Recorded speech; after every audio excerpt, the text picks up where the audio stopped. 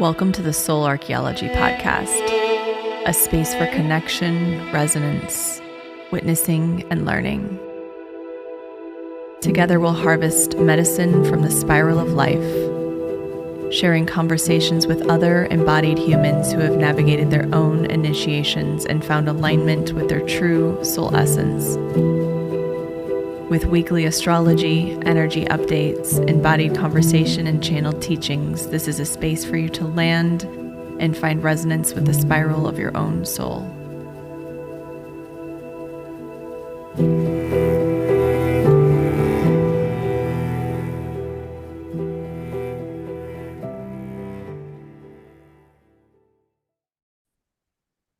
Welcome back to Soul Archaeology. I have a very special guest, a returning guest. You're my first returning guest, Kristen Urlacher. Ooh, Yes. Thank you for that's being here. exciting. It's Thank very you. exciting. Thank you for having me. I'm really excited about this conversation because it is something that I'm very intrigued by. We're talking about magic. And so I'd Mhm. love to, maybe just begin with the foundations of magic and just kind of talking about what it is, because I think there's a lot of stigma around it that keeps people from deepening into the wisdom, in the practice of magic. Yes. Um, the concept of magic is very specific in nature, and the word magic is often used in a variety of ways. So it creates a lot of universal applications of the word magic. But the type of magic that I refer to and that I practice and that I teach and that I emphasis on is the very specific form of magic, which is a part of the mystery traditions, the hermetic philosophies, the hermetic principles. It is a form of relationship and spirit veneration. And the definition of it is that magic is a way that people can create change in accordance to will. When we think about change, it's external change in our environments, external change in our trajectories or outcomes. It can also mean internal change through forms of self-development. But when we hone in on the word will, it's all about the conscious action of choice, desire, and how we are pursuing certain things in our life. I think sometimes when people use the word magic, they're talking about like the serendipity, the synchronicities, the little activations that take place in their life that feel very magical. But when I'm talking about magic, I'm talking about the system of it, the act of it, which is all about cultivating a lot of consciousness around the practice, the pursuit, and ultimately the outcomes of it. Like, it is a very conscious, willful practice. And at the root of it, you are developing a relationship with the spirits that belong to the various pantheons, the various corners of the world. We talked about, you and I had talked about how we were going to start with the pillar of Earth because we have such a beautiful Earth stellium with all the planets building up in the sign of Taurus right now. And the four corners or the four pillars of magic it begins with the story of the four elements and how to develop a relationship with the elements. I love that. And it's something that we talked about when we first initially decided to go down this route was the difference between manifestation and magic.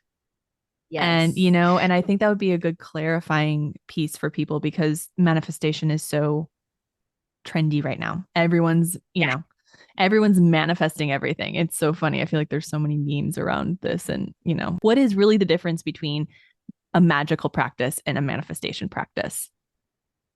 Well, the two practices are different, but they have a relationship with one another. Um, when we think about the nature of our reality, the nature of our reality is separated into two dueling forces. We have a masculine principle and a feminine principle. The masculine principle is a projection of our desire or a projection of our will. The feminine principle attracts and pulls in. So it's like they work together, but people tend to fall into one or the other based on, a lot of times it has to just do with their own natal chart, if they have a lot of water or a lot of feminine elements in their chart, like earth and water, versus masculine elements, which is fire and air.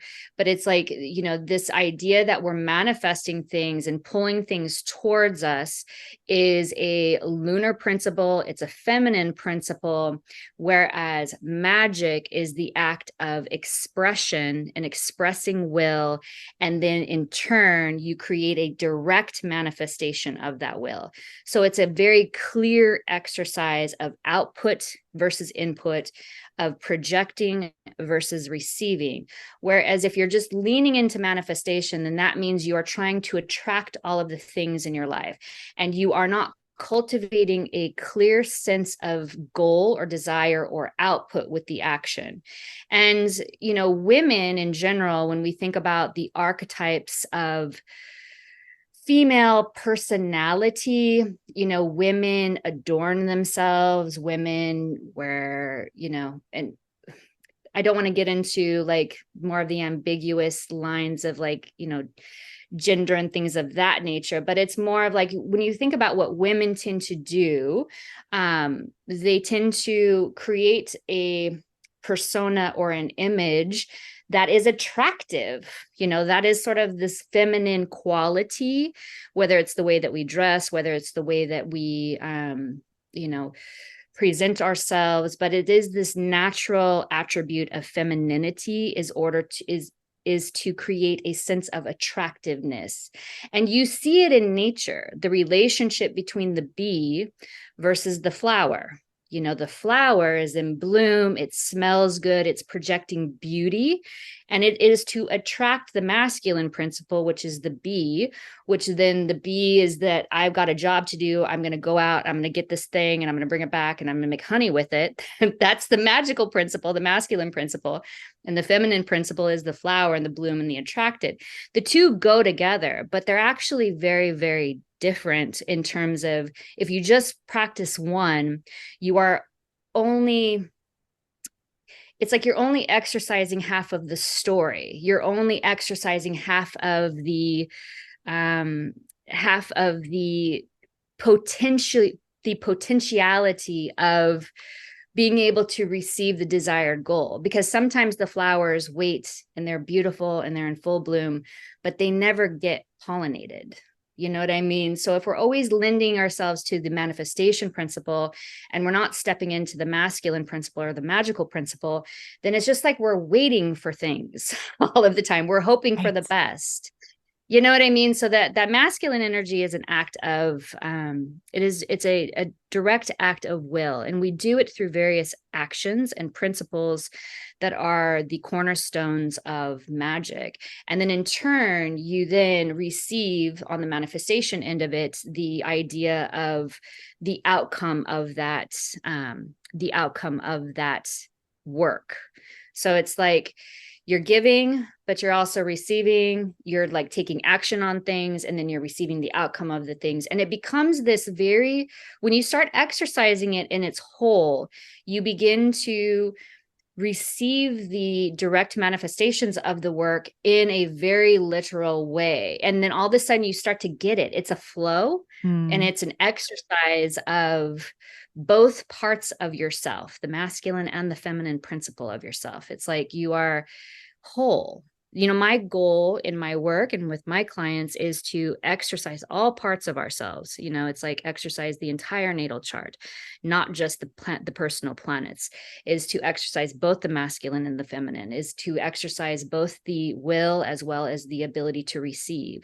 And through those exercises, we become whole instead of fragmented. We're all kind of born with these strengths and with these tendencies and with these attributes that we can kind of fall into and they almost become a form of limitation in of themselves. Like I have personally in my natal chart, I've got 5 planets in Libra, which makes me a very Libran person. However, with the gifts that Libra gives me, it also becomes a form of limitation, because then it becomes the shadow of Libra or the pitfall of Libra. And then I have a harder time exercising my Aries placements, or my more fiery, willful placements, or my more masculine placements. It's like we easily kind of fall into what is comfortable and familiar. And this will be reflected in the natal chart. And so practicing magic is kind of one of those things where you have to get good at all the things in order to pull the entire, puzzle together. You have to have all of the pieces to plug into it. And so it really exercises you internally, and it exercises you through various techniques and disciplines. It's a very discipline oriented practice. And you'll find that the results of that is that you are less Libran and you're more universal through the work itself. But I guess that was a very long-winded description of the difference between manifesting and what magic is. But I just find that the word manifesting is getting used a lot. You said that as well. It's like, it's kind of one of those things where women have, because we have a natural ability to manifest, aka attract things to us, that this means that this is what magic is. And it's actually, it's not. You're just attracting good things through various presentations that you are trying to align with vibrationally, I guess would be the word that people would apply to that. It's like, Yeah. well, if I'm trying to attract this lifestyle, then I need to embody this lifestyle in order to attract it.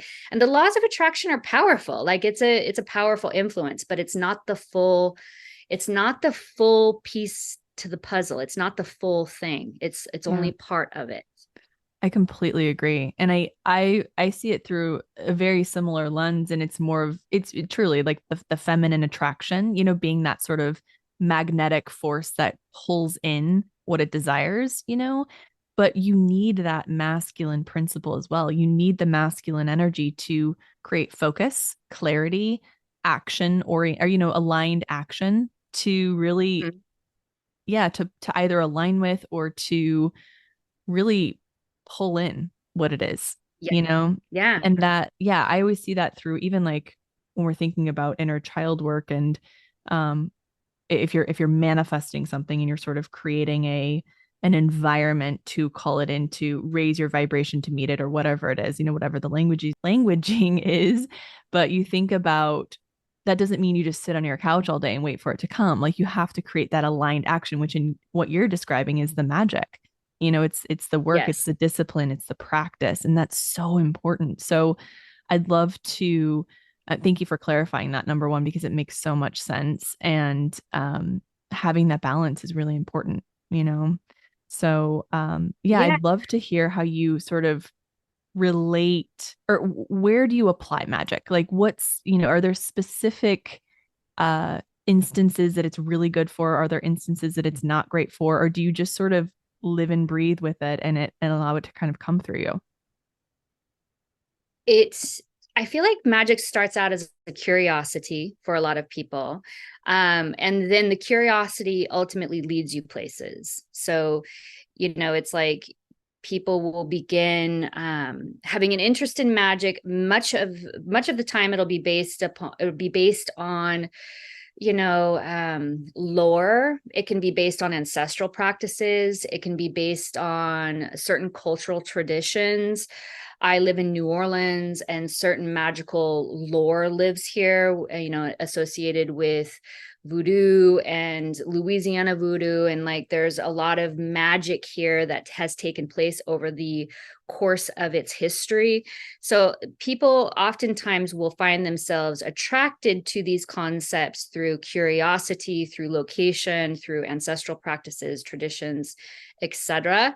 And a lot of times people will find themselves interested in magic because they struggle. A lot of magical, when you look at the history of magic, a lot of cultural traditions have it stemmed out of places where, or places and people that have been oppressed, that have been limited, that have been, pushed down, so to speak. And so they really leaned into their magical traditions to help strengthen them, to cultivate organization within their communities, to pass down these traditions as a form of keeping their tradition and culture and bloodlines strong and alive and resilient. So magic is often used in forms of protection, in forms of strengthening, in forms of just creating some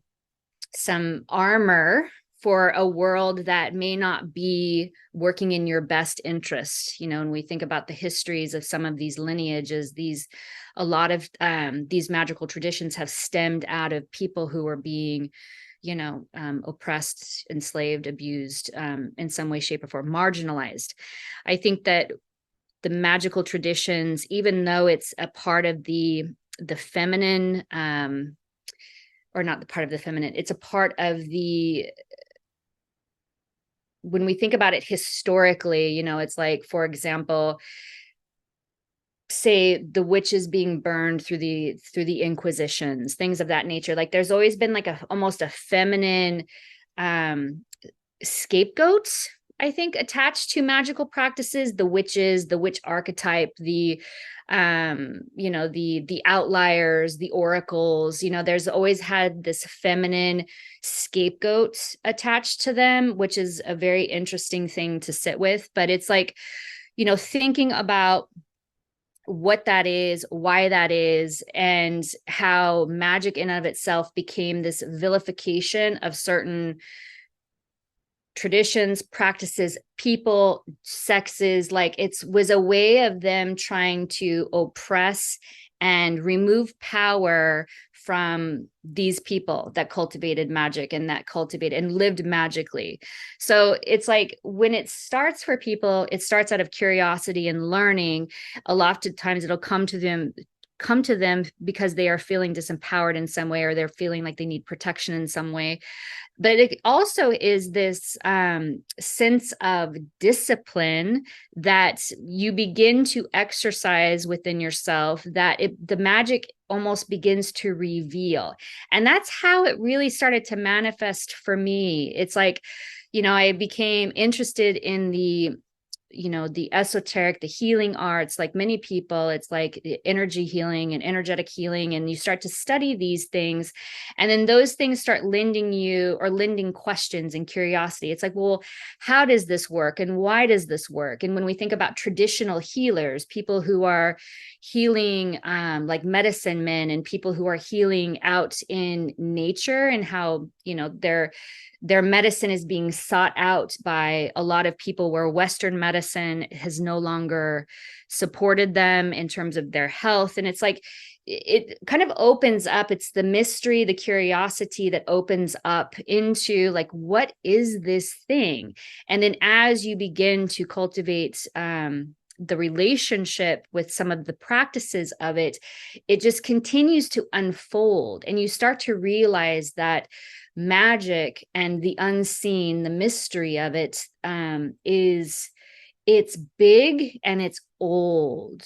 We all come from polytheistic practices. All of our ancestral traditions are polytheistic in nature. I mean, they were unearthing goddess statuettes of Venus, which the big voluptuous fertility statuettes, and they are 35 and 40,000 years old. It's like we were worshiping and venerating these spirits and these concepts for most likely as long as we've been human. And it's only been in the recent history that these concepts have been vilified and people have been cut off from these practices, to where, I think just now, because of the nature of humans and the desire to continue to grow and build and evolve, we're slowly kind of reconnecting to some of those things. But it really started for me out of just a curiosity and a natural progression of unfolding as you begin to work energetically or work with spiritual concepts. Yeah. And I love that you mentioned the idea of wholeness, because I think that we, when you look at practices, that you were describing that we all have, in our roots in all Mhm. cultures that we can look back to, even if we're, come from many different cultures, we can kind of look back. And I always think that it's nice to connect with our roots in that way, in some way, just even if it's one small practice, connect with one of the roots that you feel most aligned with, and bring in a Yeah. practice from that space can be really orienting and kind of create more sense of a belonging. But it's true when you look at those practices, there's so much wholeness in them because you have these different archetypes that create that we're not all perfect as one segment, right? They're part of a greater whole. And I feel like that Yes. can really be helpful when people are doing doing, evolutionary work or doing healing work, because we all have parts within us, where we have fragmentation just being human. And so when we can connect with those different archetypes and integrate that, we're more likely to integrate the parts of ourselves, as Mhm. well. Absolutely. Absolutely. And we kind of, I feel like through various layers and levels of conditioning, it's, we've been conditioned to be certain ways. And so this work will often unfold to us or uncover for us how much we were conditioned to believe certain things about ourselves or just about who we are as a human. And when you begin to exercise the all the parts of yourselves, you're like, oh, I do have that relationship with Mars, oh, I do have that relationship with Saturn, and I do have that relationship with this energy or that life force or that element that I just didn't naturally have, going through me because of the conditioning, especially I feel like as females, we are, we have so much generational conditioning of oppression that, many women are trying to break out of those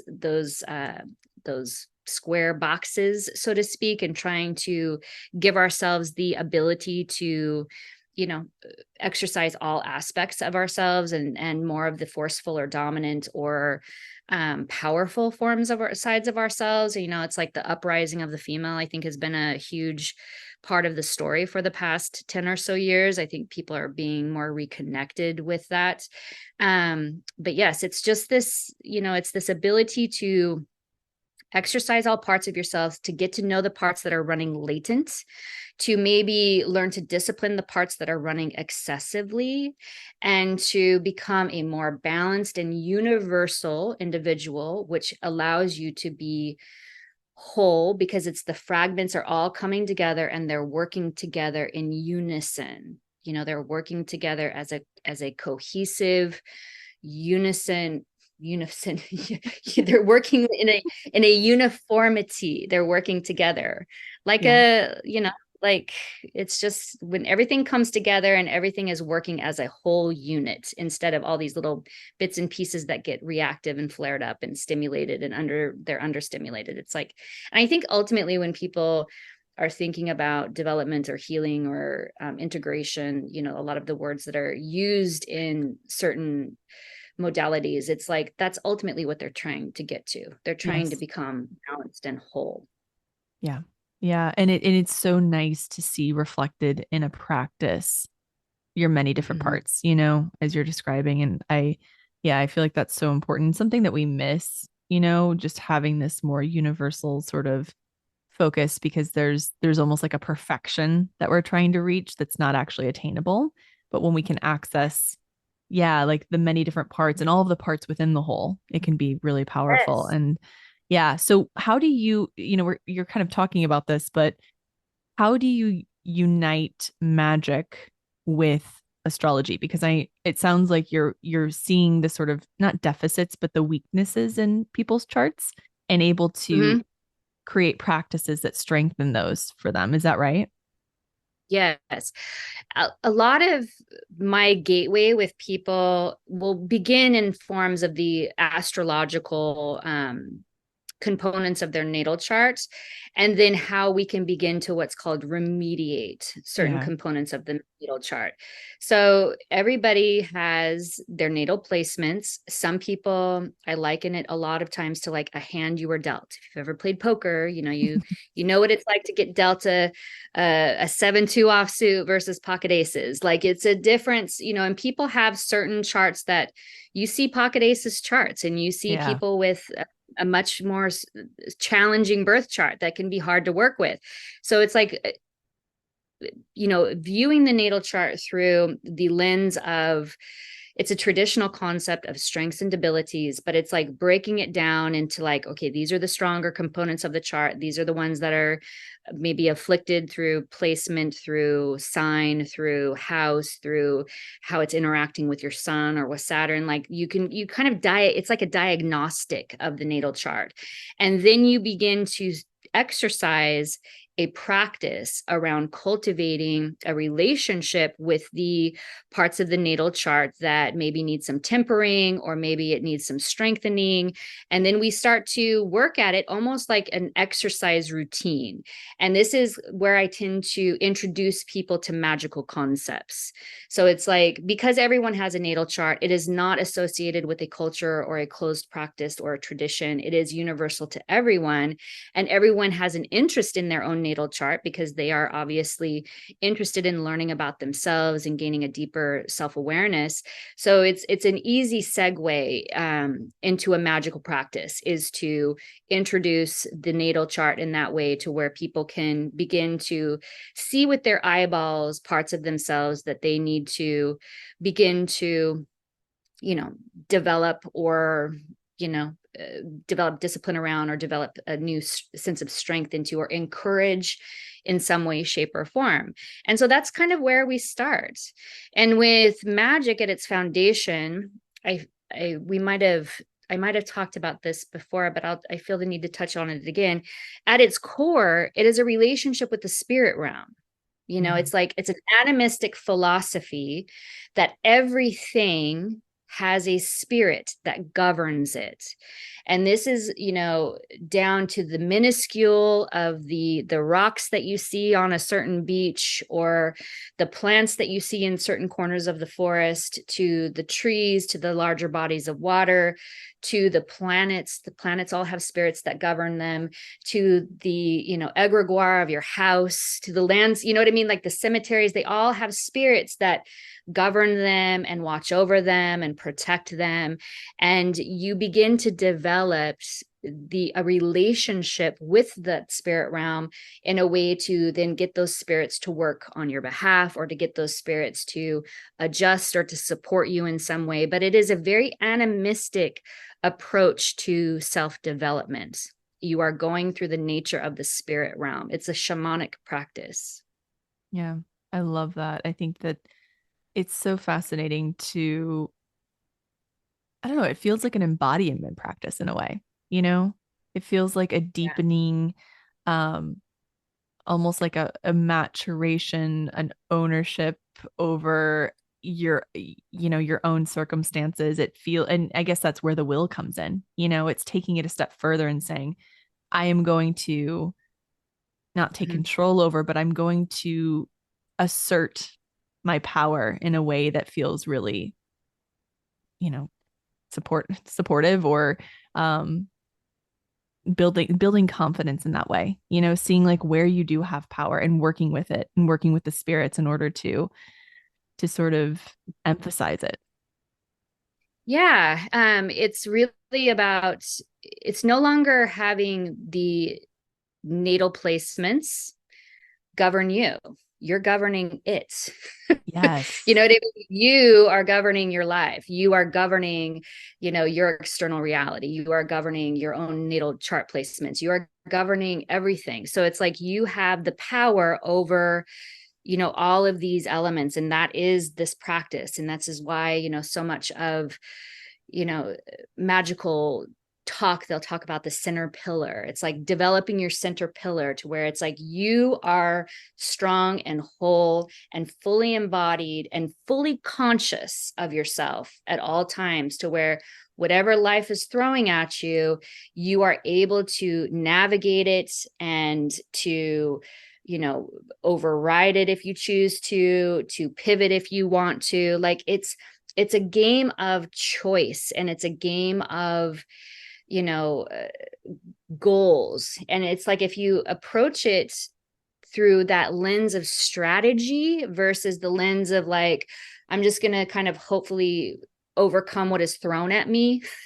You know, it's like where we are in survival mode all of the time. I'm just trying to survive this thing. It's like, it really does change not only your life as a whole, but it changes just your ability to navigate, you know, very difficult things. It just changes your ability to overcome certain things. And I think, you know, whenever I hear people talking about their own personal journey, I feel like that's what they're wanting. They want to overcome the past. They want to overcome the traumas. They want to overcome the suffering and the pain and the this and the that. And it's like, you got to do it through certain developmental exercises. And I feel like magic is such an effective developmental exercise. Yeah. Yeah. Well, it's so, yeah, totally. I agree. And I feel like part of the suffering, some of the large suffering in the world feels like a collapse in a way, a collapse of the nervous system, a collapse of our will, our ability to see what's possible and the power that we have, you know, because there's, you know, if you think about the way the world has been structured through the Piscean age, it's been very hierarchical. So there's this belief that something above you holds all the power and you have to access all of these different channels in order to feel it. And so it really created a lot of limitation around what was possible for people. So it makes sense that this tradition is something that was essentially a way for people, and still is a way for people to access their power in a deeper way, you know. And so with the tools, the relationships, realizing your power, and that central pillar sounds so fascinating. So maybe we could go into the foundations or the pieces and parts of magic, and then we can move into talking about Earth itself, because we're so in that energy right now. Yes. There are parts of this practice that I feel like, you know, depending on the practitioner that you speak to, they might vary. There are various traditions, magical traditions that people can tap into. You know, like historically, there's like been the Golden Dawn tradition, or there's been certain religious traditions, you know, that people kind of have their magical understanding through. So a lot of the way that I teach or the way that I speak about magic is coming from my own personal exploration and my own personal practice. So, you know, it may vary from one practitioner to the other. I guess that's a little bit of a disclaimer, just because it might go against some other people's views of what magic is. But this is going to be from my own personal experience and how I developed my practice.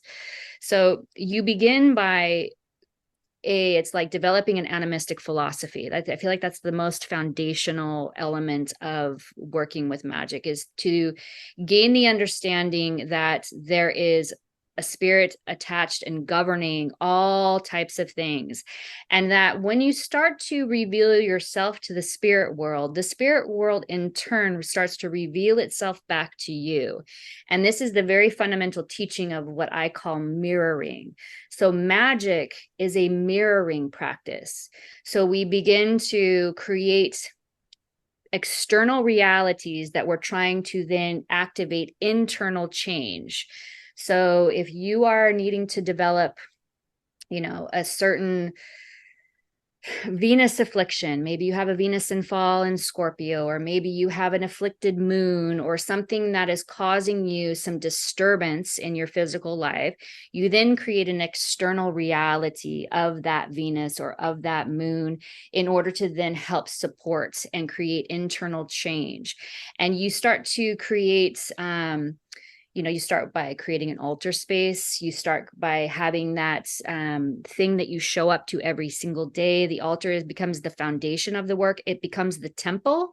An altar is the place, it's kind of the church. That's where these establishments, the physical establishments of spiritual practices formed around altars. It's because that's where you show up to do the work and to do the practice. So you have your altar space, you sit at it every day, you do some type of veneration, which is usually a form of prayer.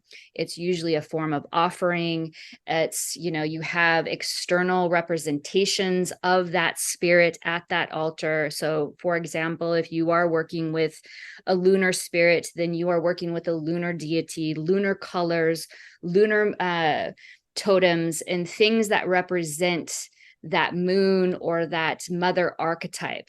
You'll find that regardless of the tradition, that everything stems from the astrological archetype. So we're going to have an earth mother, we're going to have a fertility goddess, we're going to have a war god, and these all stem back up into the astrological correspondences. Every tradition will have a different name for them. They might have a different persona or a different expression, but they all will have the same archetypical relationship. So what it is that you're trying to cultivate internally and materially in your life, it all begins in the foundational practice by doing the work at the altar space every single day. And that's the foundation of the discipline of beginning to work magically, as well as beginning to develop a relationship to the spirit realm, the divine realm, the unseen realm. Wow. I love that. So an altar is sort of the foundational piece. The altar is the foundational piece of the work, and your altars can change. The altars can represent different things. When we look at ancient Greece or we look at ancient Rome, they all had temples built for their gods and goddesses. So they had huge altar spaces that then the public could go to in order to do their veneration, to do their prayers. If somebody was trying to get married or get pregnant, or, if they were needing support for their crops, whatever people were venerating, they would go to the temples and leave offerings and do their prayers and have the veneration in public spaces. But we don't have that type of, we don't have those things anymore. So oftentimes people will use altars in nature. They will have altars in their home, maybe outside in their garden, but it's like they will set up the altar spaces throughout their, wherever their landscape and their existence can allow to. And then you begin to show up to those altar spaces to develop then with the relationship with what it is that you are trying to develop within yourself. And the thing is that the practice works in of itself. Just showing up and sitting down, centering and meditating every day is a healthy practice regardless. But if you introduce a spirit to it or a deity to it, you begin to have this direct relationship with something that you feel it begin to grow and bloom inside of you. It's very powerful when you start to really dedicate yourself to it. I find that many people struggle with the discipline of it. People like the idea of magic. They like the idea of, burning some cinnamon and having money show up at their door. Like they love these kind of folklore or Hollywood kind of ideas of it. But when you start to really explain to them that the core of it is the discipline practice of sitting down every day and venerating and praying and doing these exercises, they tend to be like, oh, like there's something a little less sexy, a little less, fun about that. But you begin to activate these things inside of you, and all of a sudden you look forward to that practice. You look forward to sitting down every day and centering. I find that, with some of my natal placements, I can get, a little fearful. I've got an afflicted Saturn in my chart in Cancer. And so he's like activates some fears, it's a very fearful placement for Saturn. And, I that it's my Saturn practice. It's sitting down at my altar space and, divining and praying and sitting with him, that all of a sudden the fears, completely disintegrate and then completely go away. So I just know from my firsthand experiences how well this practice works when you're trying to, navigate whatever it is that you are trying to navigate. It actually has very real direct manifestations. Yeah. Well, you're right. And it's just an incredible practice to have, regardless, like foundationally, to have a space that anchors you, to have a place where you can return to yourself, and then to add the layers onto it, and you can go as deep into it as you want, but just I think that's a really beautiful practice in general, just for everyone, is just to have an altar space, a space where you go each day. And even as when we look at it through a psychological lens or a nervous system lens, it's to have that consistency and that repetition feels safe, and can add regulation to your system and regulation to your life in a way where you feel more comfortable expanding out, and maybe trying new things or doing things differently. And so yeah, I love that's the foundational piece. And it makes sense. We don't have temples in the same way as we did, in ancient Greece or ancient Rome, where everyone was, for the most part, within the same, religious thinking. We're in places now where everyone has different beliefs and different views, and so it's even more important to create that temple within yourself and in your physical space too. Yeah, it's like a lot of people who I don't identify with a monotheistic spiritual philosophy, or Christian philosophy, Catholic philosophy, there is no place for them to go. That's was a part of the whole construction of the monotheistic religions, was to eliminate the temples, is to disseminate the temples, and to then put churches over the top of them. Most churches are occupying former pagan temples, so it's like that was just a part of the whole diminishing of these practices and cutting people off from their spirits, and to introduce a monotheistic spirit or a monotheistic approach, and was to then occupy their temple spaces. So you have to take matters into your own hands and create your own temples, your own temple spaces. And if you don't want them to exist in your house, you can have them outside, or you can, if you live by a wild landscape, you can find a particular tree and create an altar at that tree and begin to work with the nature of that tree. And, think about the embodiment of the tree and the spirit of the tree. If it's a giant oak tree and you think about what oak governs, oak has a Saturn influence or a Saturn correspondence. It also has a lunar correspondence. So we think about the nature of the oak being strong and how they're majestic and they span the test of time. That's very Saturnian. When we think about the fertile nature of the acorns that fall, and the sustenance and the nourishment that the acorns provide and have provided humans who lived amongst the oak trees, it's like it was a very sustainable food source, and that's very lunar. So it's like the relationship with the oak tree in of itself can turn into an altar space to then activate your Saturn discipline or your Saturn practice and your lunar practice. And that's how you begin to develop the relationships with the spirits of the land.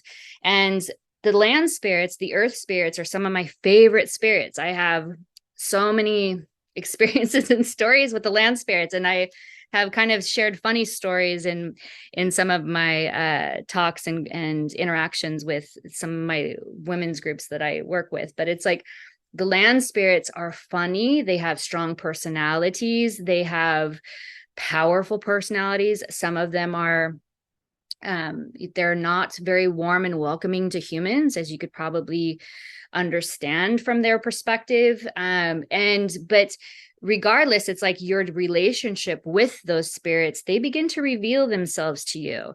And to circle it back to the foundations of the inner pillar and the foundations of having your own practice of meditation is going to be all about discernment, because is what happens when you start to reveal yourself to the natural world or the spirit world, and then the spirit world starts revealing itself back to you. It can be very uncomfortable, a little scary, unnerving. It can unravel you a little bit, because all of a sudden the thing that you didn't expect to happen started to happen. And then weird things start to happen and you can't see the unseen forces. And so then you have to develop a lot of trust and a lot of, once again, a lot of grounding practices in this, because it becomes it can become disarming. It can become a very scary practice for some people when they begin to do this kind of work. Yeah. Oh, it's so true, right? And I feel like the thinner the veil becomes, the more we realize what is around us and what we're experiencing without having conscious awareness of it, and it's true. It's when you start deepening into this work, that veil can thin and all of a sudden things start becoming more and more apparent, more, available within your consciousness. And it's also, kind of getting through that threshold of fear and into the other side. There's a humbling, I think, experience that feels very important for humans right now as well. Right. Exactly. And, I think it's just, we're not used to these kind of relationships. Humans really rely on their five senses. So if you can't see it, touch it, smell it, then it's, you just don't pay attention to it. So when you start to step into a magical practice, it's like you are very much tapping into unseen forces, and your perceptions have to shift and your senses become heightened. And all of a sudden, all of that amplifies certain things, which can, if you don't have enough discernment, or if you don't have a strong constitution of your inner pillar, it can become a little psychologically unhinging. It's like it can become challenging to the mental state. So you have to have really good, strong practices. Spiritual hygiene is an important part of this conversation of protection, and making sure that you have strong boundaries with the spirit realm. Because you could probably talk to any medium or anyone who actually has like certain interactions with the spirits. It's like you have to cultivate boundaries with them, otherwise they come a knocking all the time. They don't. It's a different reality in terms of they don't have like human, they're not dealing with the same laws, so you have to create a lot of hygiene and practices around this. But regardless, there's something so powerful about realizing that the spirit world is not only all around us all of the time, but we are interacting with it, and it has the power to interact back with us. And those realizations become extremely life-changing. Extremely life-changing. It is an immediate ego death.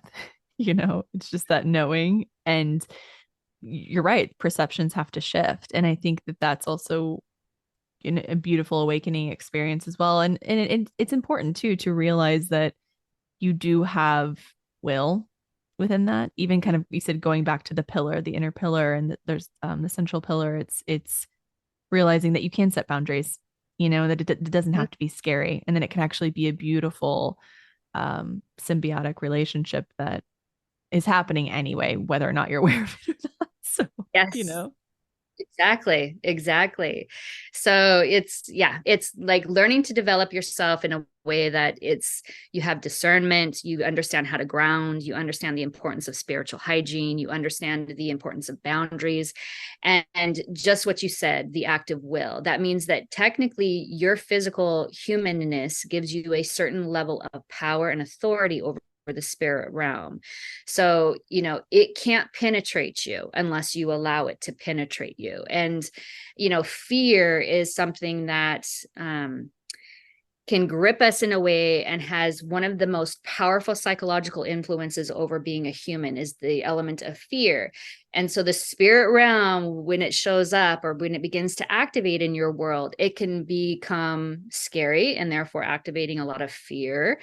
And you have to, really learn how to harness that in a way to where it is not becoming the forward driving force. It'll have people have had, psychological, schisms, for lack of a better word. They have had, like a psychological manifestation that isn't healthy for people. This happens, psychosis and things of happens in this type of practice. Any type of mediumship, any type of magical work, any types of shamanic practice, is it opens you up to the the possibility of those kind of things happening. So you have to make sure that you have a really strong inner constitution. And if you have mental health issues, if you struggle with certain mental health, this is territory that you want to make sure that you are treading either under a mentor, or you are maybe navigating just in the fringe of and not going too far deep into it until you become stronger in the mental health state. It is a very real conversation to have with people, is their quality of mental health before they, or their relationship with mental health before they start a magical practice, because the unseen forces it's destabilizing.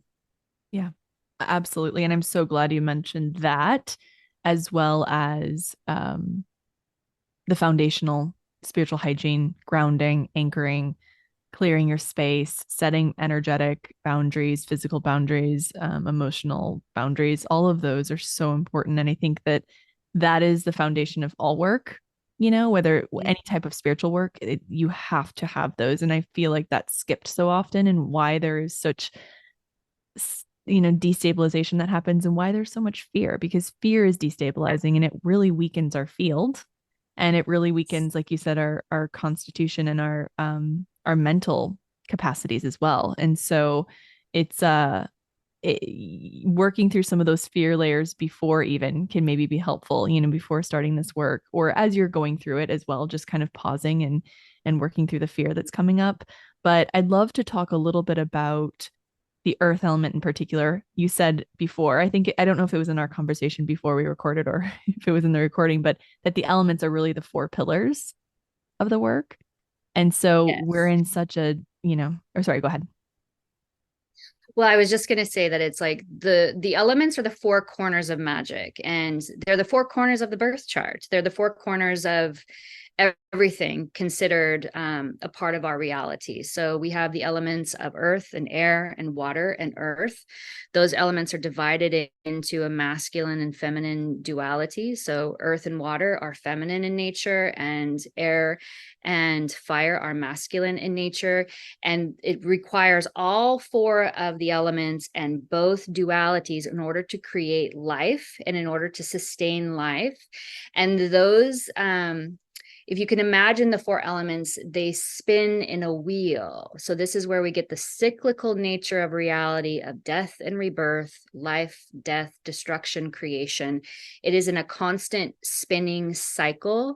The Ouroboros is the magical metaphor, with the serpent eating its tail. It's like there's always a beginning and there's always an ending that leads into another beginning. And so this is we are all on a wheel. We're all in a cycle. We are all moving. And, in order to begin to develop a magical practice, you have to start really developing a relationship with the 4 elements and the 4 quarters and what they represent.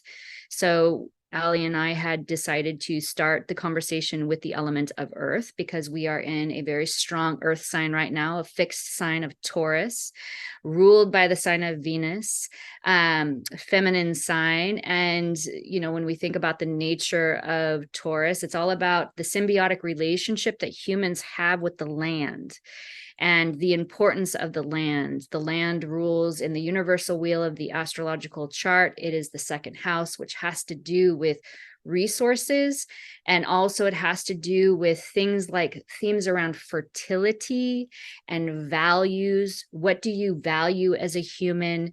At your core value, you're going to value things like health, your children, your security, your sanctity. And, that's all that representation of the 2nd house and how that translate into the element of earth. The earth provides food for us. It provides security for us. It provides protection for us, and how humans need to cultivate a symbiotic relationship with earth in order for it to take care of you, for you to take care of it. And, with our modern culture and our modern society, we have really stepped away from a lot of our responsibility to the earth, unfortunately.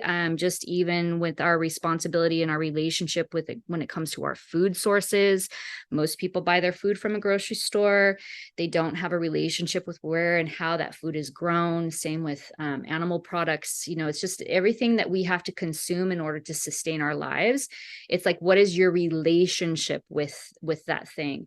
And there's a certain amount of responsibility to this. And I think modern humans, because we don't rely directly on our own farm or our own crops to sustain our families and to sustain our communities, that we just sort of shuck the responsibility somewhere else, and how that really disempowers us. So part of your earth practice as a magical practitioner is to develop your relationship with the land, with the earth, and with your food sources. And that's all a part of the responsibility. So we start with the elements of earth and magic, and that is really kind of the core foundation. Beyond that, we start to then develop a relationship with our landscapes. And this is kind of the fun part of earth, or at least it kind of opens up the curiosity of earth, is to go explore the land in which you live. Even if you live in an urban environment, you have parks that you can access, arboretums you can access. And if you can get out further into the fringe, you want to try to access the wild landscapes. Those wild landscapes are going to really tell you about the nature of the land in which you occupy. And it is insane. When we talk about indigenous beings, there is nothing more indigenous than trees. Like every part of the country, every part of the world has an indigenous tree that is specific to that landscape. So here in the South, in New Orleans, it's the bald cypress. And these cypresses are, some of them get into the thousands of year old. And we also have the live oaks down here, which are kind of the famous New Orleans tree with the Spanish moss hanging off of it. I love live And oaks. they are a vibe. They are so a special. vibe. So you start to explore your native landscapes, the wild landscapes. You pay attention to what creatures reside in those landscapes. Louisiana is a swamp, so we have alligators and snakes and snails and sort of the animals that lurk in the depths. It's very Scorpio underworld here in Louisiana, and so you get this sense of the hauntedness of it, because there's so much hidden beneath the surface. Where if you get into landscapes higher north, you're going to be seeing the large stags and elk and moose and these big mountainous creatures that can climb and move through the snow. And that really tells you about the spirit of the land. It's going to be reflected in the trees and the plant life and the animals and the types of water it has. And you are right then and there, you're getting to understand the spirit that is right there at your fingertips, that you can start to build a relationship with. This is my favorite part, because It's the best part. I love it. And I wanted to be like a geologist when I was a kid, because I'm obsessed with the earth. I'm obsessed with nature. I think it's fascinating that even in our own country, how vast and varying the landscape is. And it is 100% true that depending on where you are, there's specific energies, and Oh even yeah. just, not even getting into the land spirit piece, just getting into the animals, the flora and the fauna, and what's held there and how it survives and how the elements interact with the land itself and the other elements. And it's just, once you really pay attention to it, it's fascinating. It's also humbling, and I don't know, it makes you, I think, a person that's more connected to the earth, more connected to themselves, and more connected to each other as well, because it's just, I think in so many ways, most of our suffering here is a disconnection from self, a disconnection from source, whatever that looks like, and a disconnection from the earth. And that's the real climate crisis, Mm-hmm. more so than anything, Yeah. is just the disconnection from the earth, the belief that we're separate from it. Yeah, urban environments are designed to they're designed to they're designed to disarm you. And why are they disarming you? Because if you don't know how to navigate natural landscapes, if you don't know how to navigate the wild, you are going to then cling to safety and security, which then makes you more reliant on the institution. So there is a purpose behind the concepts of, urban landscapes, environments, having the safety and security of grocery stores and and concrete, and keeping the animals out and keeping the wildlife out. um and I think that anyone who's ever lived in a wild environment would tell you the challenges to that. Like, there is something very difficult and challenging about living in wild landscapes, and there can also be something very destructive about it, because if you've ever observed animals in nature, they're they I mean, it's a hard lesson in brutality. Yeah, It's like so true. we can't delude ourselves into believing that, oh, because it's nature and it's wild, that means it's beautiful and serene, and it's only it has this dark element to it, in a dark forest. I had a conversation recently about how it's important to go visit your natural landscapes or your wild landscapes in the day, and it's equally as important to go visit them at night, Mm. because you get the underworld spirits at night, and you get the more of the more of the daytime non-underworld spirits during the day.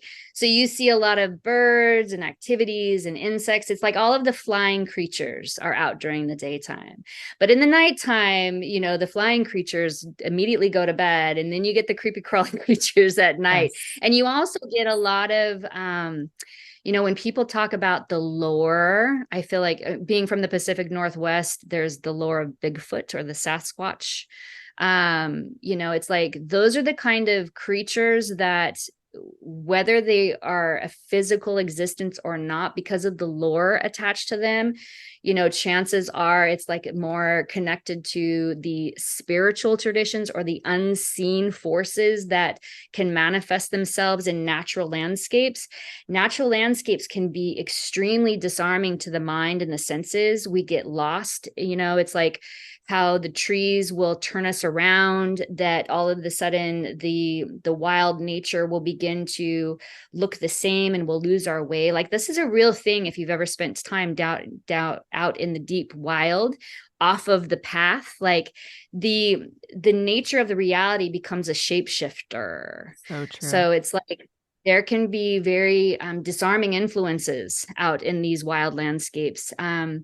But it's still a part of the practice to gain some of those deeper understandings. And this is how you activate your senses, and how you heighten your senses, and how you discipline certain parts of yourself and discipline the fear, is to spend time in the natural world, both during the daylight hours where your eyes can see everything clearly, and in the nighttime hours where there is less visibility and your imagination starts to run a little amok, and how all of a sudden some of the lores will begin to reveal themselves as well. And it's a whole thing. It's a whole practice in of itself, is the development of your earth in your Yes. magical practice, is the Yeah. And development of your earth. yeah, so I guess let's talk a little bit about that, because I mean, we could go down so many different avenues, and yeah, I'd love to talk about this for years, because I think that there's so much to be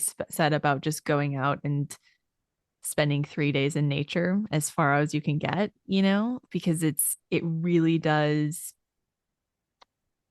My partner and I always say that you need like at least 3 days really out there, like really, really out there, to sort of melt back into connection with it in a way.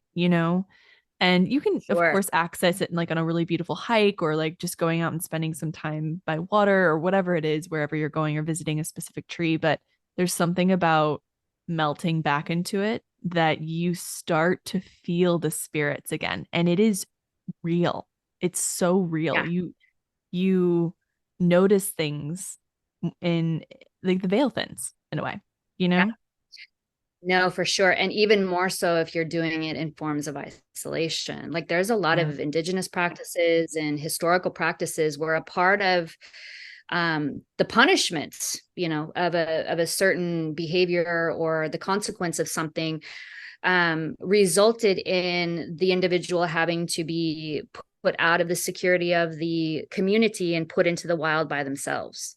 Yeah. So what happens out in the wild by ourselves is that we all of a sudden get a real, big slice of humble pie, and we have our egos put in check and our desires put in check. And now we are all of a sudden vulnerable because we no longer have the security of our community, and we are vulnerable to the elements of nature, and especially during the nighttime hours in the dark. And the dark is so penetrating to the psyche that it's a thing. Yeah. It's a Yeah. thing. Yeah. So it's a very powerful thing. Yeah, that's why that piece is a part of, vision quests, and going into Yes. that space and really accessing your psyche in a deeper way, the initiation, the transformation that occurs there, and the ego death that's involved with that. So, yeah. It's very, very powerful. And the spirits just have a way of showing up. And yeah, so it's like developing these relationships and doing it consciously through exercise and conscious effort. And we have to do that in our modern culture because we've gotten so urbanized and comfortable, and we're in the security of our four walls and our houses, and so we have to do this stuff through intention and action. And this is where the work really begins, is the relationship. And I've had so many fun stories with just plants in general. Like I have had so many conversations about plants, because plants are a trip.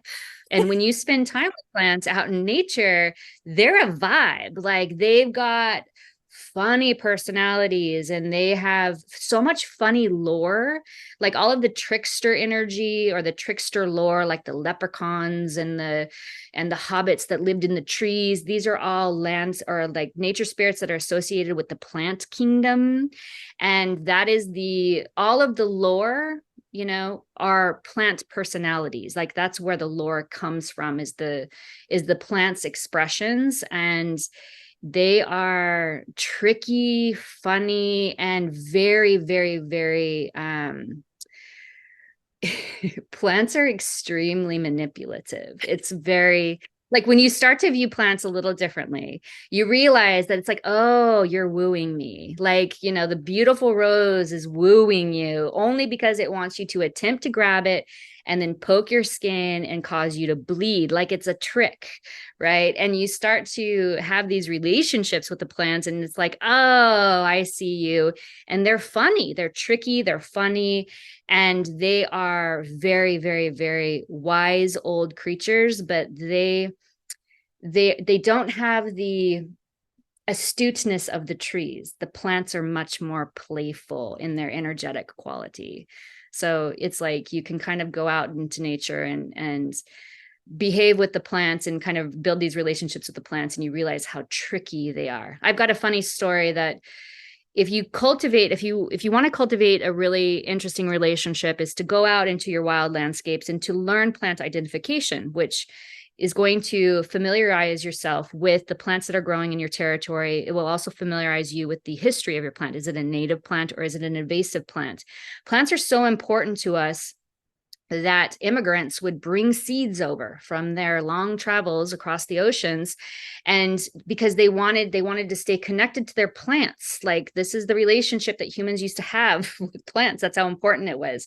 So a lot of species out in the wild landscapes are invasive, that have come from different parts of the world. And that's an interesting story, right? That really is a very, the clover fields, presented themselves this spring in my park. And, clover is not native to North America. Clover is native to Ireland.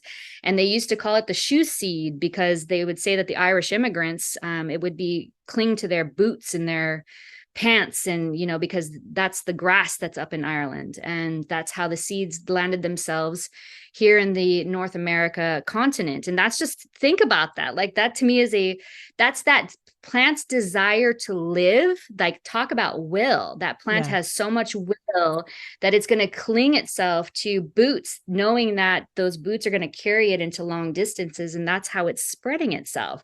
I mean, those plants are smart. They're smart. It's so smart. And it's interesting too, because even, there have been some studies coming out about how certain plants that we thought were healthy to eat actually aren't, because they have these properties that kind of break down things within our own bodies, and just certain things that, yeah, they're looking to survive, you know? They're looking to survive, and they're persuasive. Like when we see plants that are in nature that we deem as humans as pretty, like that is a persuasive, once again, goes back to magnetic Venus attractant feminine, like look at me, how pretty I am. Well, of course, if we think that something is so pretty, or if it smells so good, we're more likely to cultivate it. We're gonna grow it. We're gonna propagate it in our yard. So the plants are wooing us. They're flirting with us with their beautiful blossoms and their beautiful fragrances, and that's all a part of their own will of wanting to perpetuate themselves and continue their species. They do not want you to, poo-poo them, because then that would mean that you were more likely to destruct or destroy them and to make them go extinct. So, they have their own agenda, plants do. That's amazing. I love that. And I think it's so cool.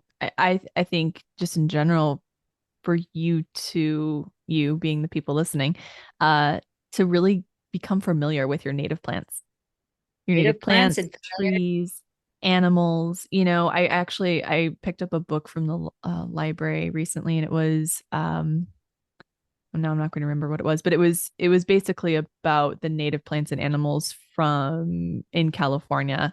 And it talked about how at the turn of the century, the late 1800s, the turn of the last century, the late 1800s, there was a you could go into certain parts of, I think around Sacramento maybe, and see 30 bears a day, you know, and now you don't. And there were grizzlies.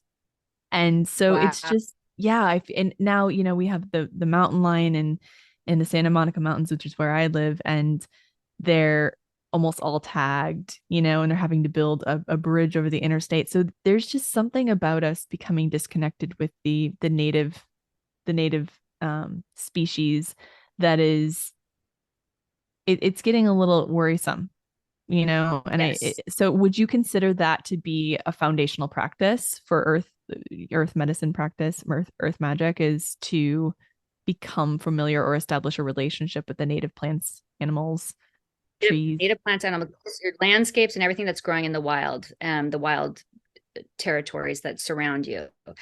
I was lucky enough when I was living in California to come across, this was about in like 2012. His name was Pascal Botter. He's got an Instagram account. He's wrote books. Shout out to Pascal. He's an amazing, interesting guy who was doing wild plant walks in California.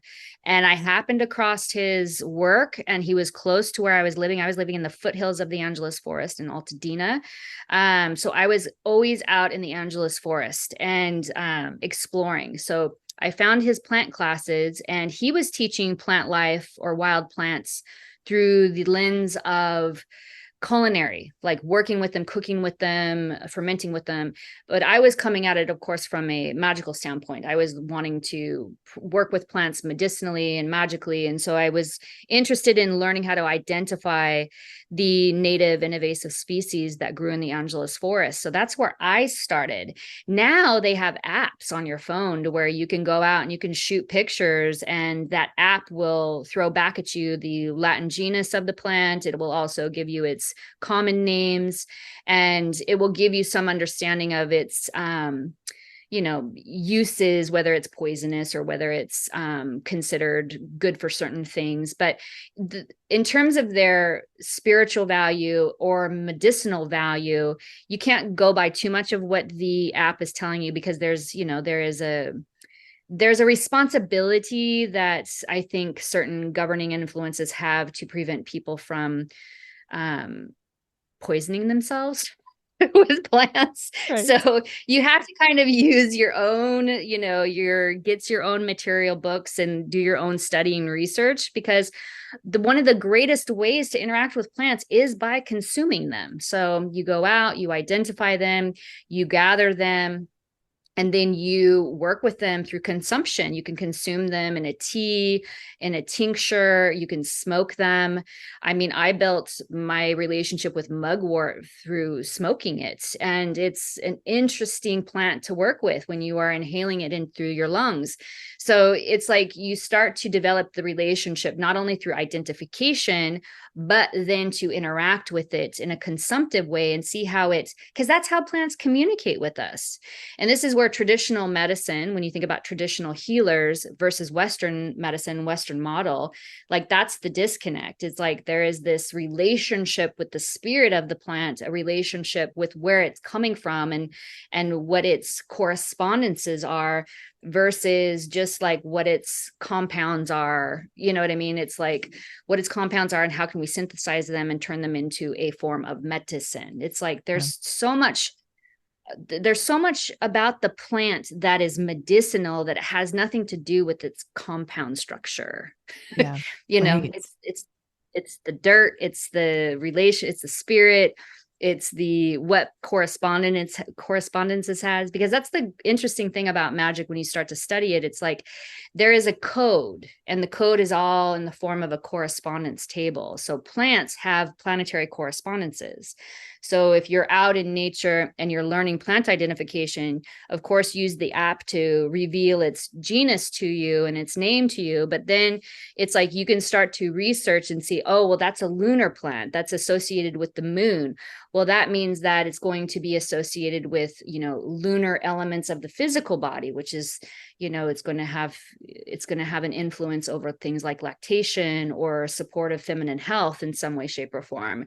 Is if it's a Mars plant, then it's going to have a relationship to iron. It's going to have a relationship to the blood, because those are all Mars correspondences. And that means we're going to take that when we are dealing with a low iron deficiency, or when we're dealing with a blood issue. A lot of traditional healers have strong relationships with red roses because they are martial and feminine, and they are widely used to help women post delivery who are hemorrhaging. So it's like there's a relationship with women and red roses that have to do with helping their uterus close down and not to hemorrhage post childbirth. And these relationships all come from this corresponding table. It's the key, the master key to how humans have these physical medicinal relationships that are connected to our organs, our internal systems, that the plants are here to support. Yeah. It's wild, actually. It's It's so really cool. wild.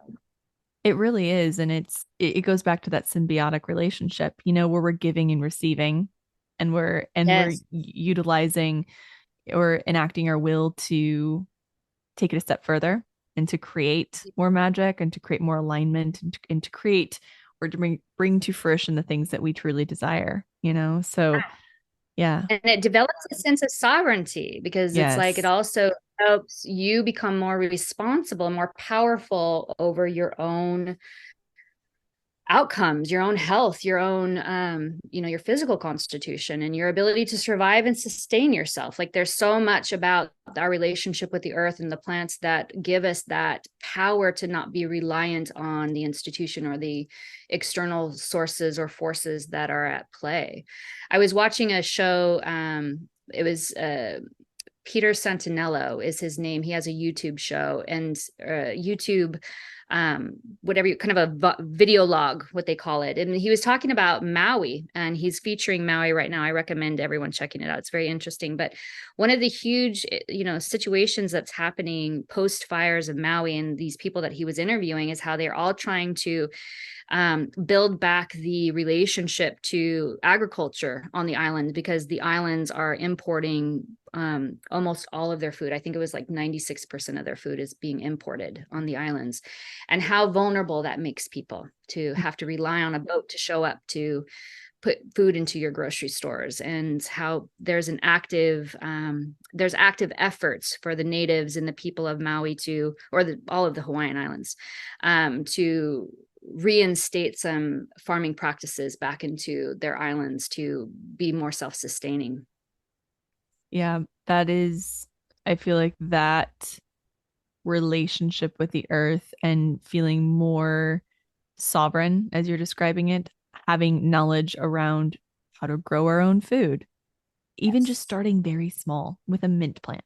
Keep starting with something. And even you buy, maybe you buy a native plant native to your region and start growing Yeah. it and starting to, form a relationship with it in that way. But I think like these small practical things that we can all do to kind of connect more and slowly over time, and then you become more involved. But I feel like that's a responsibility for every human, is to Yeah. form some sort of relationship with the earth again. And I feel like that's why there's so many issues in inner cities, because we just, number one, not having access to healthy food, which is, like you said, makes people very vulnerable. And then not having a connection to the earth and feeling so stuck in that cycle of Yes. helplessness, And so it's so empowering. And I notice people that start gardening or start really like hiking more, they just become different. They walk differently. They have more self-awareness, also more spatial awareness, but all just this sense of connection that wasn't there before, that feels really, really important.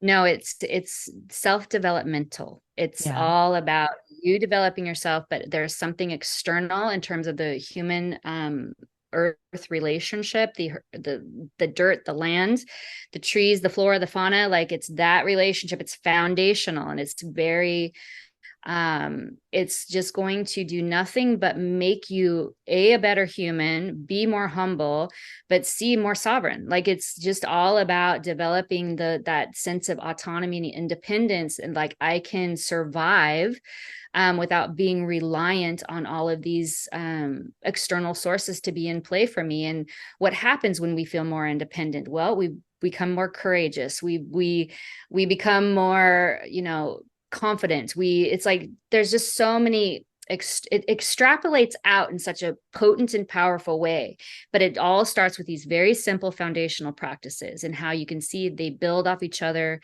or grow off of each other, sort of like the Russian doll, the Russian stacking doll. It's like you start in the center, but then it's like boom, boom, boom, boom, boom, and before you know it, you are a force to be reckoned with. So this is the way that you can start, is just by getting outside and learning about the plants.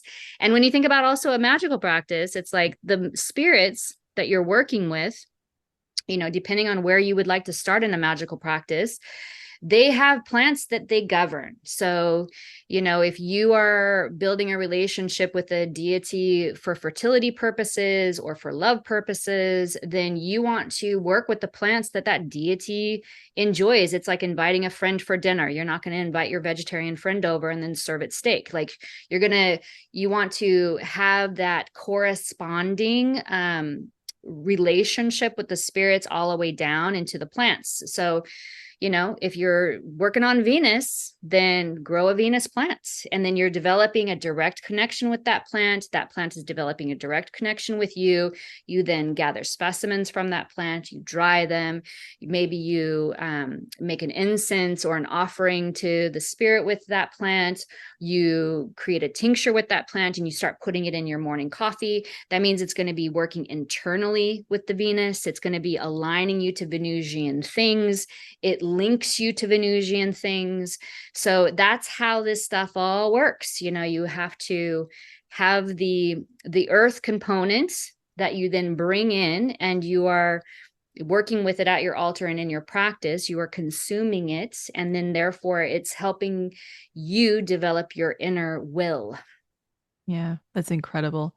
And, another beautiful side effect is once we begin connecting more with it, then we start taking better care of it too.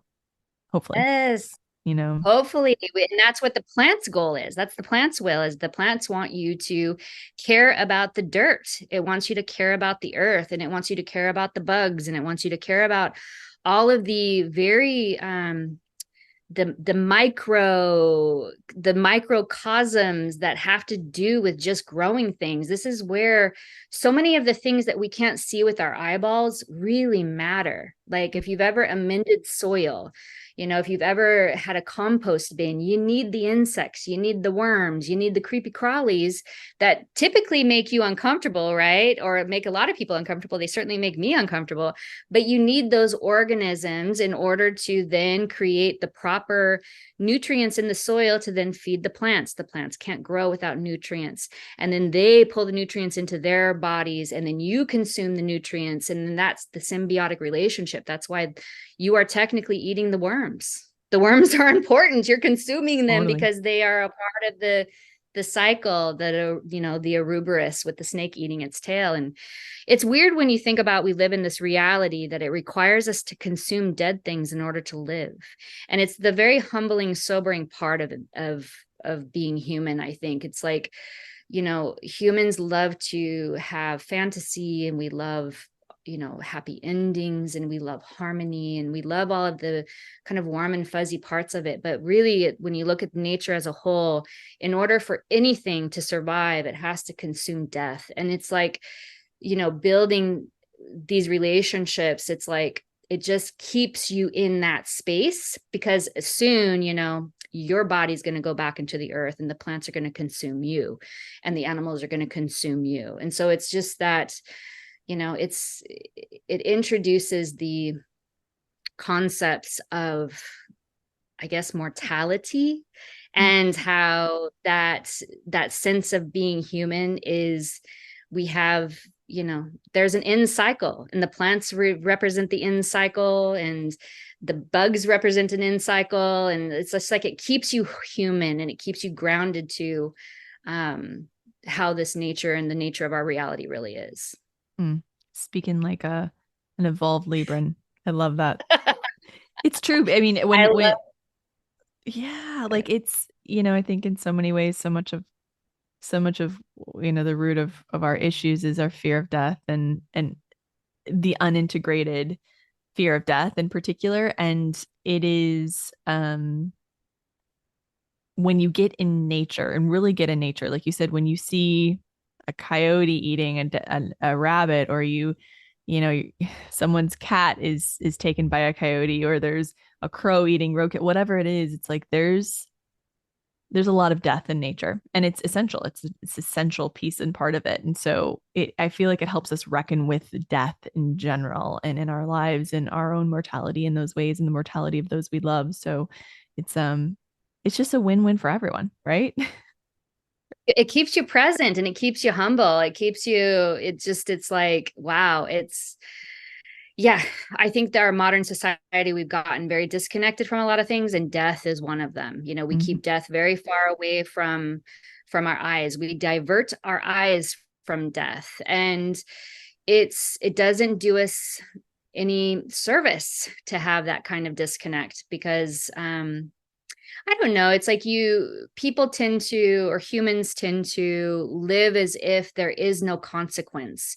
And, there's consequence to everything. And that is a part of the destruction of our current reality, is like, we farm like there's no consequence. We, pour pesticides onto things like there's no consequence. We dump pollutants into the water sources like there's no consequence. And it's like, we gotta get back to consequence. Oh my We gosh. gotta get back to that. There's a reaction to every action, and what is that doing long term, and how is that shaping the future? And this kind of opens up a larger dialogue around worldview. But it's like, when we think about what the future is, a lot of times, because we think that something like, our lives are finite instead of cyclical. Like, it's like, it doesn't matter what happens in my lifetime, because I'm out. Like, when I pass away, then whatever happens, I'm dead. It's like, I don't care. But really, if we had a different relationship, where it's like, no, it's like that cyclical nature means that souls are coming in and out all of the time. If the Ouroboros and the wheel is a part of the code, then chances are you're going to be a part of that cyclical nature as well. So it's not just creating a better future for your children or your grandchildren, but it's also creating a better future for the possibility that you're coming back into it. Yeah. Yeah, that is. that really zooming out in that way it is definitely humbling, and also, just really rises, I don't know, a lot of opportunity for more ownership, Yes. so yeah. Consequence. It's like accountability, consequence, and we can begin with small steps, which is cultivating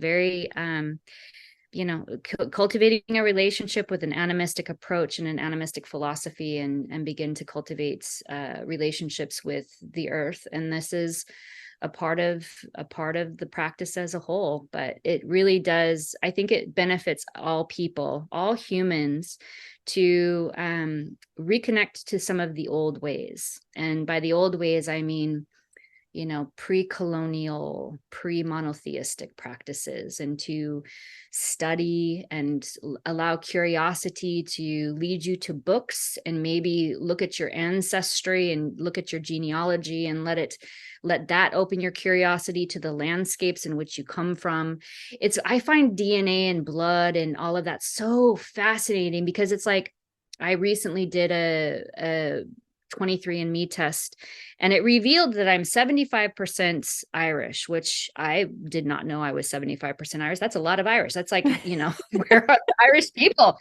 And I'm like, where are the Irish people in my life? And then on top of it, not only is it so specific to Irish, or having Irish DNA or Irish descent, or being of Irish descent, but it's specific to a very specific part of Ireland. Like, my blood is connected back to Cork's, Ireland, which is, I guess it's most known for the Blarney Stone, which is Yeah. interesting. Ooh. But it's like, his blood so specific that it's connected to the land. Like, really just kind of Yes. allow the mind to go there. Like, that's how important the land is, because it's like your bloodline descends from the land. Yeah. Like, that's And that wild to think. it's amazing. And I think for me, even, it's been helpful because I'm like basically 90% Northwestern European. So it's mostly Scandinavian, Norwegian specifically, but also from just a specific region. And for me, it's been helpful to even think about, as far as what I eat, you know, Mm-hmm. aligning with what my ancestors ate, like where my blood actually comes from. And I think it just kind of weaves it all back into this idea that we're so interconnected anyway, and so having a relationship with is like really just integrating a part of ourselves, and it's creating more Yeah. wholeness, going back to the beginning. The intention of a magical practice is to create more wholeness. And yeah, it's just wonderful, and this has been so incredible. I've learned so much, and I'm so excited to have you back on for the next chapter of this journey. But thank you so much. Is there anything you'd like to leave people with, or any, I guess, ways to reach you, offerings that you have in this People realm? can find me on Instagram or at my website, KristenUrlacher.com. I think that if people wanted to start to exercise some of this, it's like, start with your relationship with your landscape and your plants, but also to connect with your ancestries and your bloodlines, and to allow curiosity sort of unfold what will look like the beginning of your pantheon, which is the beginning of your spirit cabinet. So I like people to think about their spirits as sort of like their spice cabinet in their kitchen. Many of us work with spices that we're familiar with through our ancestral practices and traditions, and like what our grandmother used when she would cook for us, and preferences, so to speak. But also, it's like learning how to explore new things, and how we're pulling spices into the spice cabinet, and exploring the process of working with something that's unusual or unfamiliar to us.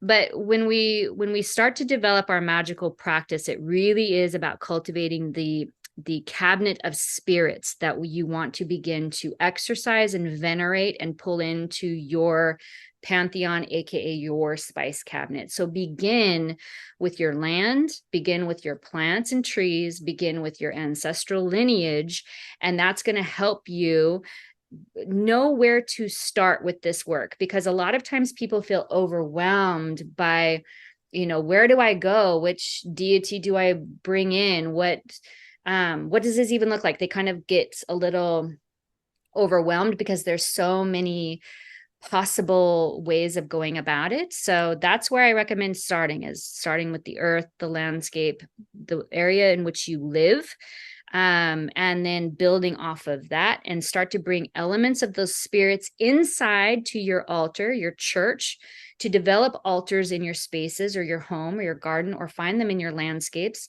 And then to begin a practice where you're showing up regularly, you're leaving offerings, you're lighting a candle, you're saying a prayer.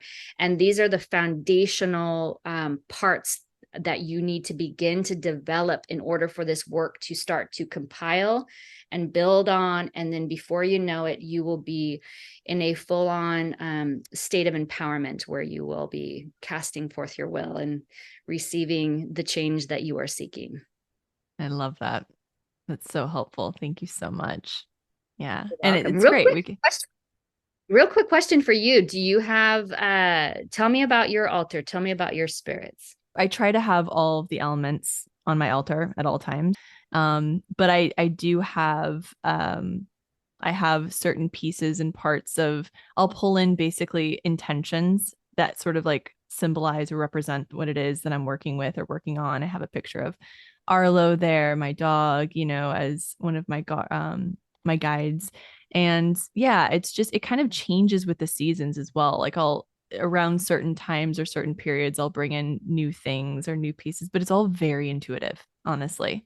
It's just very intuitive, which is where I'm wanting to incorporate more of this sort of, more of the intention, more of the wisdom that I'm not as connected to, so more of that masculine. It's very feminine at the moment. So